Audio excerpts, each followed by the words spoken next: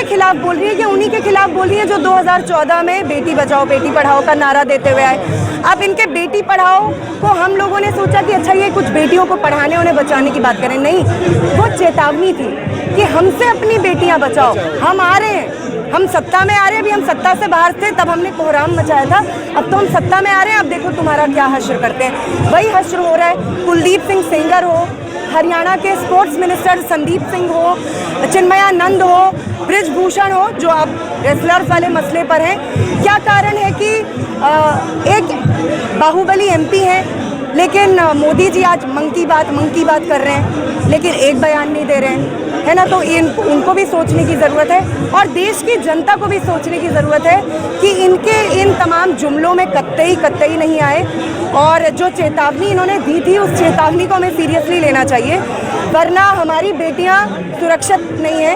भाजपाइयों से हमारी बेटियां बिल्कुल सुरक्षित नहीं। लेकिन साथ ही ये भी बात सोचनी पड़ेगी कि आज खिलाड़ी सड़कों पर हैं, इससे पहले छात्र सड़कों पर थे, इससे पहले मजदूर थे, किसान भी आए थे, तमाम एक एक करके।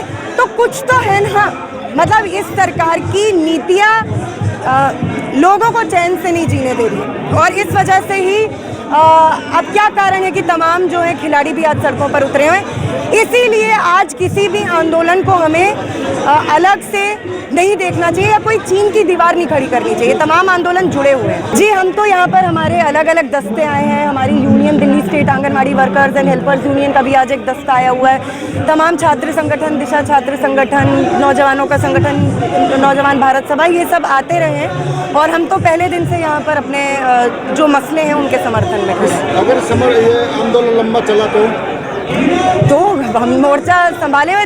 अब आप खुद सोचिए, ये खिलाड़ी इतनी ट्रेनिंग करते हैं, ट्रेनिंग का पीरियड भी लंबा होता है। ट्रेनिंग के पीरियड लंबे होने के बाद और पूरी मेहनत मशक्क़त करने के बाद यही खिलाड़ी पदक जीत कर भी लाते हैं। तो ये भी एक मोर्चा है, ये भी एक मैदान है और ये किसी भी लड़ाई से ज़रूरी मैदान है, क्योंकि आप खुले दिमाग से निडर होकर अपनी ट्रेनिंग भी कर पाएँ। तो उसके लिए ज़रूरी है कि आप एक ऐसे माहौल में ट्रेन हो जिस माहौल में बृजभूषण शरण सिंह जैसे जो बीजेपी के बाहुबली नेता हैं, जिनका संरक्षण भाजपा से लेकर नरेंद्र मोदी जो हमारे देश के प्रधानमंत्री हैं, तमाम लोग कर रहे हैं। आप इन लोगों के खिलाफ अगर आवाज़ उठा रहे हैं तो पहली बात है, यही बहुत बड़ी बात है। इसके अलावा ज़ाहिरा तौर पे लंबी लड़ाई हो सकती है, लेकिन 1000 मील लंबी यात्रा भी आपको एक पहले कदम से शुरू करनी पड़ती है। तो अच्छी बात है कि एक FIR पॉक्सो के तहत हुई है, prevention of sexual offences against children, जो ये एक्ट है, बड़ा तगड़ा एक्ट है, उसके खिलाफ FIR हुई है। कोई और अभी होता, प्राइमा फेशी उसको गिरफ्तार कर लिया जाता। प्राइमा फेशी उसको इन्वेस्टिगेशन नहीं होती है, क्योंकि ये बहुत संगीन एक्ट है। ये बनाया ही इसलिए गया था ताकि माइनर्स को प्रोटेक्ट किया जाए। तो ऐसा क्या है कि इनके खिलाफ पहले कोई बड़ी इन्वेस्टिगेशन होगी और अभी वो सब छोड़िए, FIR किस सूरत हाल में हुई है, सबसे पहले इस पर बात की जानी चाहिए। क्यों इन खिलाड़ियों को सुप्रीम कोर्ट जाना पड़ा और ये दरखास्त करनी पड़ी कि दिल्ली पुलिस इनके खिलाफ FIR करे? क्यों नहीं दिल्ली पुलिस FIR कर रही थी? Delhi police directly home minister Amit Shah ji को रिपोर्ट करती है। क्या प्रेशर थे कि वो नहीं कर रहे थे? कोई कारण रहा होगा। और ये इतने संगीन अपराध है, इतना संगीन धाराएं हैं, इस पर तो तत्काल गिरफ्तारी होनी चाहिए। और वो आप खुद सोचिए ना, ये इतना गुरूर, इतना घमंड कि कल यूपी में उन्होंने शक्ति प्रदर्शन किया।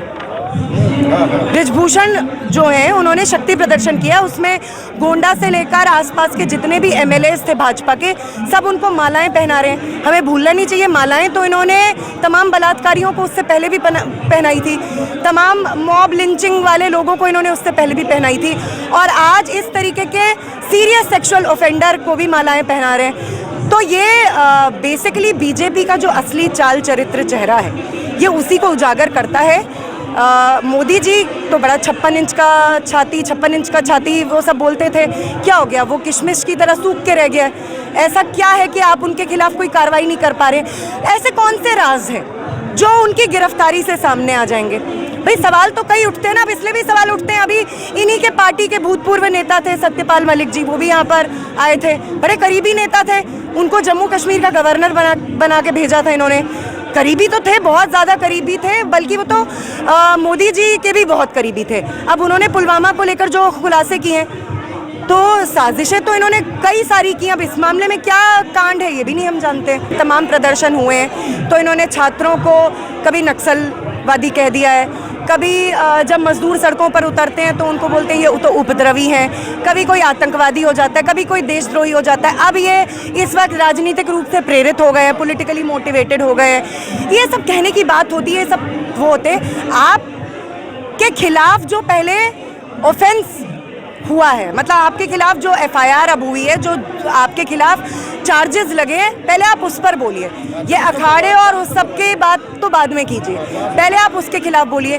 और आप, मेरा तो ये सवाल है कि आज 11 बजे प्रधानमंत्री मोदी जी को मन की बात बोलनी थी, लाइव ब्रॉडकास्ट हो रहा था, उनको भी तो इस पर कुछ बोलना चाहिए था। अब इनके इतने तमाम जो स्त्री मंत्री हैं, स्मृति ईरानी जी हैं, चुप हैं, ताज्जुब की बात है।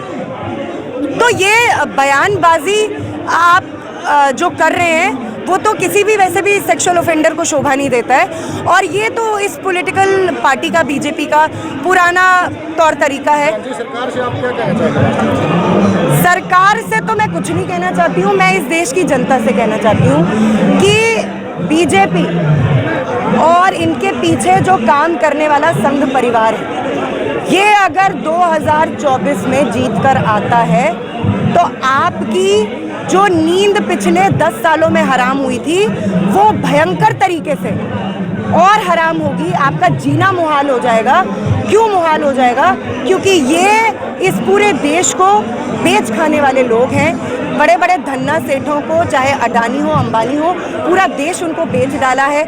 उनके खिलाफ कोई कार्रवाई नहीं है, उनके घोटाले सामने आ रहे हैं, कुछ नहीं बोल रहे हैं। अभी मैं देश की जनता को ये भी बताना चाहती हूँ कि सतर्क रहिए। 2024 में चूंकि भाजपा हार रही है, इसलिए कोई पुलवामा हो जाए, उसके बाद कोई सर्जिकल स्ट्राइक हो जाए, कोई चीन और पाकिस्तान का हवा आपके सामने, कोई अंध राष्ट्रवाद की लहर और देश के भीतर कोई बड़ा दंगा हो जाए, ये कोई बड़ी बात नहीं है, बिल्कुल हो सकता है। तो देश की जनता को सतर्क रहने की ज़रूरत है।